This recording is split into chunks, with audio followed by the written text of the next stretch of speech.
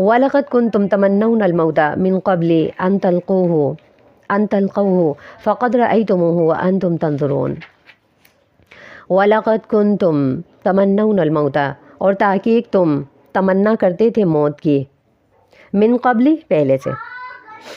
ان تلقوہ اس سے پہلے کہ تم موت سے ملاقات کرو، موت سے ملاقات کرنے سے پہلے تم موت کی تمنا کیا کرتے تھے، فقد رأیتموہ تحقیق تم نے اسے دیکھ لیا، اب تم اپنی آنکھوں سے موت کا مشاہدہ کر رہے ہو، وانتم تنظرون اور تم دیکھ رہے ہو۔ وَلَقَدْ كُنْتُمْ تَمَنَّوْنَ الْمَوْتَ تم پہلے سے موت کی تمنا کیا کرتے تھے۔ یہ انہی صحابہ کے بارے میں آیت نازل ہوئی ہے کہ جو غزوہ بدر میں شریک نہیں ہو سکے تھے اور پھر آگے غزوے کے اندر شامل ہونے کی جستجو کرتے تھے۔